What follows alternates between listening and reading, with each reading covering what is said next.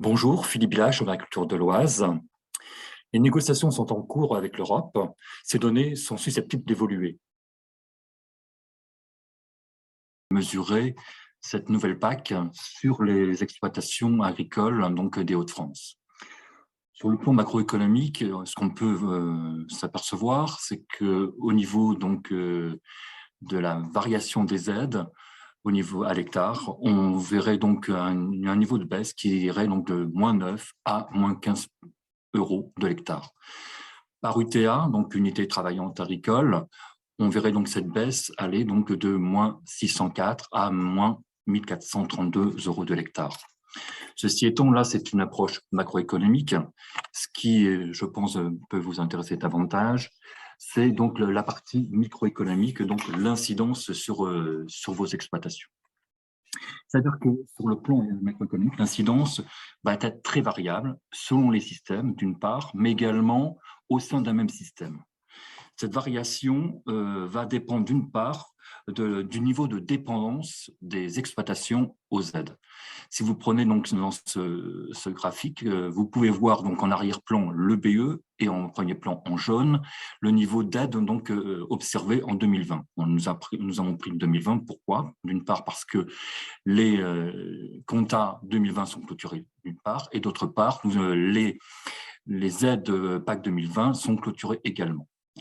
Ce que vous pouvez voir donc sur ce graphique, un niveau de dépendance totalement différent d'un système à l'autre, et même au sein d'un même système, on peut aussi avoir également des différences. Vous pouvez voir qu'on a des systèmes avec un niveau de dépendance à -24%. En l'occurrence ici, c'est l'exploitation P, c'est-à-dire un patatier légumier, alors qu'à l'occurrence, à l'extrême, vous avez donc un betteravier céréalier avec un niveau de dépendance à 74%. On a exactement la même chose aussi pour un féculier à 75%. Ça sera un niveau d'incidence important ensuite lorsqu'on appliquera donc cette nouvelle PAC. Le deuxième niveau d'incidence qu'on va pouvoir mesurer à partir de cette nouvelle PAC sera lié également au BCE 8, avec l'introduction justement des IAE et plus particulièrement de la jachère. Ça également, on aura donc un niveau d'incidence aussi important, même quel que soit le niveau d'éco-régime qu'on aura obtenu à la suite. Et donc justement, la troisième incidence va dépendre également du niveau d'éco-régime sur ces exploitations. Et là, plus particulièrement, donc, dans les cas que je vous présente, vous avez donc entouré d'un cercle rouge trois systèmes. Le premier système, donc le pomme de terre féculier, donc le P, donc il y a donc une baisse de BE de 5%, mais qui valide un éco-régime à 3, c'est-à-dire en fait il ne valide pas cet éco-régime, il ne perçoit pas donc les aides éco-régime. Pour les céréaliers, donc C2, C3, ils ont un niveau, donc un 4 points, donc ils valident le niveau 1 de l'éco-régime, mais ils voient donc leur EBE baisser de -4 à -6%. Pour le betteravier B3, celui-ci également donc, ne valide pas l'éco-régime et voit donc sa baisse donc, de BE atteindre -8%. Ceci étant, ce que je vous disais au préambule, l'incidence de cette PAC dépend également donc, du niveau de dépendance aux aides. Et quand vous observez également le féculier comme le B1C1, c'est-à-dire le betteravier céréalier, vous pouvez voir que le BE baisse également de -10 à -13%, alors qu'ils ont validé l'éco-régime donc de niveau 1, de niveau 2, pardon.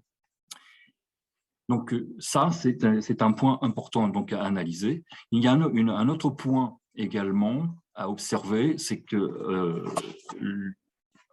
dans le cadre des exploitations donc, en élevage, celles-ci, si elles n'atteignent pas, elles n'arrivent pas à primer l'ensemble des UGB de l'exploitation éligible, verront également donc, leur niveau donc, de BE baisser fortement. Il s'avère que là, nous sommes face donc, à des cas types. Cependant, nous avons pu observer au sein donc, des exploitations en formation donc, que 60 à 70% des exploitations qui valident le niveau 2 dans l'éco-régime voient leur EBE baisser donc, de 0% à -4%. Pour les exploitations qui atteignent le niveau 1 de l'éco-régime, celle-ci voit également, donc, ça représente à peu près entre 10 et 20% en formation, voient donc leur EBE baisser entre moins 5 et moins 10%. Par contre, pour les exploitations qui ne valident pas du tout l'éco-régime, donc là, nous pouvons aller donc de moins 10 à voire moins 28% dans le cadre d'élevage à l'étang. Si nous essayons donc d'optimiser l'éco-régime sur les exploitations ici présentes dans les cas types, si nous prenons donc le betteravier B3 de 160 hectares qui ne validait pas donc son éco-régime, on substitue donc 5 hectares de blé par rapport à 5 et on met 5 hectares de pois protégés à la place. Pour le C2, donc qui est un céréalier 167 hectares, qui ne validait donc l'éco-régime qu'à un niveau 1, on substitue donc 3 hectares de blé par 3 hectares d'orge de printemps. Pour le C3, dans les céréaliers, donc 214 hectares, celui-ci donc également validé le niveau 1 en éco-régime. Pour essayer d'atteindre le niveau 2, nous avons mis 12 hectares de lin fibre à la place donc de 12 hectares de blé.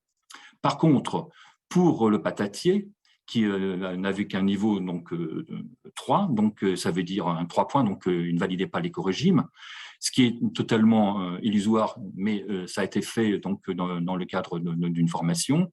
On a substitué 5 hectares de pommes de terre par 5 hectares de pois, et là, donc obligatoirement, on peut s'apercevoir dans le graphique qui suit qu'on va, dans ce cas-là, diminuer davantage le BE.